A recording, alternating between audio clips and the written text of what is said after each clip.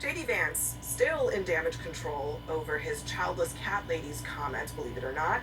But that sentiment, it was hardly a one-off. CNN's K-File discovered a number of other times that Vance disparaged people without kids over the last 5 years, including calling them radical and sociopaths. Vance went even further in this 2020 podcast. There's just these basic cadences of life that I think are really powerful and really valuable when you have kids in your life. And the fact that so many people, especially in America's leadership class, just don't have that in their lives, I worry that it makes people more sociopathic and ultimately our whole country a little bit less less mentally stable. You go on Twitter and almost always the people who are most deranged and most psychotic are people who don't have kids at home. That is quite the take here. My panel is back. Catherine, you got an op-ed in the Washington Post today called "The Real Reason Vance's Childless Cat Lady's Comment is So Outrageous." So tell us. I think there's been so much focus on the rhetoric itself and how cruel and insensitive it was, including to people who are struggling with fertility issues, but not only them. My bigger objection to all of this is that this rhetoric was designed to obscure the actual cruelty that he and his party have been imposing on families and children. That basically he has defended those comments by saying what he really meant was that Democrats are anti-child and anti-family. But if you look at what the parties actually stand for, what their records are, you could not come up with a worse way of contrasting the two parties. If you look at, for example, the fact that it's Democrats who've been pushing paid leave, affordable child care, an expanded child tax credit that would predominantly help low income and poor kids, access to IVF, et cetera, et cetera, et cetera. Those are the things that Democrats have stood for, have been trying to push, and Republicans, while occasionally paying lip service to some of them, have repeatedly stood in the way. So this is the one that you highlighted this in your piece that I really do not understand. This is a tweet from 2019. He says, "It turns out that normal Americans care more about their families than their jobs and want a family policy that doesn't shunt their kids into crap daycare so they can enjoy more freedom," in scare quotes, in the paid labor force. Doesn't make sense. Yeah, the idea of ridiculing people's need for affordable child care. Like, I don't get it. Especially since his wife works. Okay, we have three Republicans at the table. Two Republicans who help me understand this, Brian. Like, what is he talking about? Listen, from what I gather is clearly the birth of his child, him being a father, had a significant enough impact to him that he looked at all the policies and says, you know what, how do we prioritize families because they're ultimately going to be the future. So why didn't he stay home and raise his kids? I mean, they both worked, right? They both had a struggle with health care. I didn't view this demonizing, highlighting the fact that, listen, my wife and I both hated leaving our kids, with a nanny. We just did. That was a tough decision we made. By the way, that was an economic decision made that policymakers put onto us. 30, 40 years ago, somebody could stay at home and help raise the kids. That policy is so difficult today because of the policymakers that 30 or 40 years ago, Brian, not somebody, your wife would have stayed home. Correct, yeah, and that was a decision of policymakers, by the way. With this talking point is that the person who stays at home with the kids, in the minds of the people who are listening to this in the world, they're hearing, well, the woman stays home with the child. Why can't we go back to those days? And some women want to stay home with their kids, but some women want to work. Some women stayed home not because they don't want to care for they don't want to work, but because they cannot afford to work.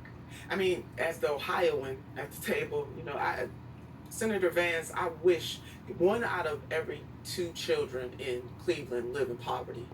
So to the point, why isn't Senator J.D. Vance supporting policies that actually lift families and children up?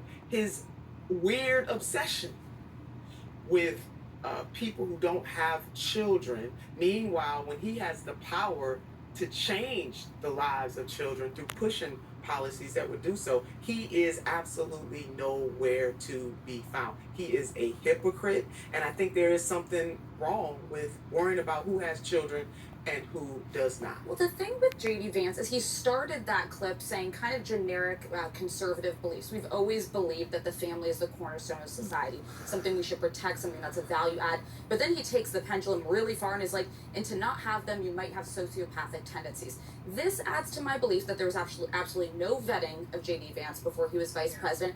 He spent the last 3 years of his life as like a troll on social media, and there's just going to be more and more of this where you start making a valid point and then you go to the extreme for the validation and the hit of retweets and of amplification. He went on some of the fringiest podcasts and shows. He continues to.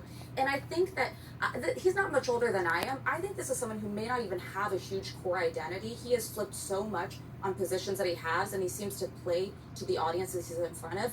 And unfortunately, for the last few years, he was in front of kind of an internet incel crowd, and this was the message. Do you think that they just didn't vet, or did they saw these things and didn't think it was a problem? Oh, I'm sure he was vetted. I mean, I think when you're picking a vice president or anything else, any personnel, you balance what you know versus what you're trying to get out of it. I'm sure they didn't necessarily anticipate having this long of a news cycle based on this particular choice. I think if I were in his shoes, the way to center this conversation is that I believe families are good, and I believe life in America right now is too damn expensive, and it's making it impossible for people to have families and to raise their children, and that's why I'm in this race, and that's what I'm going to try to do something about it. To do what? Pay more attention to what politicians do than to what they say. Talk is cheap. Saying that... Wait, what are campaigns to you but people telling you what they plan to do if they get elected? What does he plan to do? I agree, talk is cheap. Kamala Harris has changed every position she's ever had in the last 24 hours. Is that cheap? What is J.D. Vance's policy platform for making life more affordable for families? His policy platform is to end the rampant inflation of the Biden administration. Oh my God.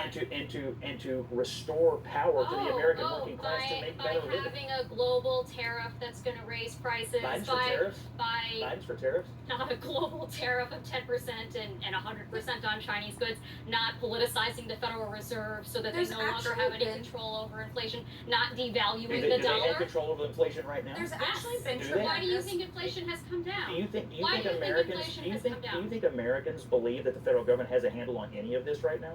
I care about the facts, not about the spin, you can tell the voters they're stupid. I can say inflation has come down. Tell them, dummies. Inflation has come down. There's actually and it would be helpful if we tried to explain to voters how this stuff works rather than spin. All right, I just want to point out there's actually important bipartisan movement towards supporting families. Expansion of the child tax credit was renewed on a bipartisan basis. The Trump administration worked with Democrats to expand paid family leave.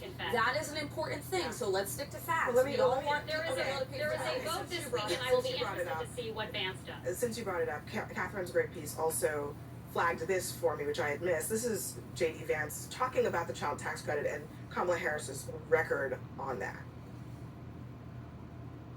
I think a lot of parents and a lot of non-parents look at our public policy over the last 4 years and ask, how did we get to this place? How did we get to a place where Kamala Harris is calling for an end to the child tax credit? That is not true. That's not true. No universe in which that is the case. That is not true. And in fact, I mean, he reportedly has walked away from, bipartisan efforts to actually have legislation when it comes to childcare and when it comes to how parents pay for having babies in this country. So why falsify the record? I don't know. The truth get in the way of a good story. Democrats attacked Vance this week because he said that people who are having children should have tax advantages. This audio was unearthed, and Democrats attacked him for it, and that was the rebuttal. I agree. But that's different from saying Kamala Harris wants to end the child tax credit. And he also said, to be fair, he said people should be penalized for not having children. It's not just giving a tax credit. Well, however you describe it, what do you think we do? We do give people advantages for having kids. I actually do agree with you. I think that this line of attack was stupid, and we do let people who have kids pay lower taxes. And I think that's a good thing. I think he talks family values, but when he has opportunities as a member of the United States Senate to really support policies that will lift families, he is not there. So he's saying one thing and he's doing another. It's just rhetoric for him. All right, everyone. Thank you to Catherine for joining us at the table in our fifth seat. Everyone else, stay with me. Coming up next, the panel will give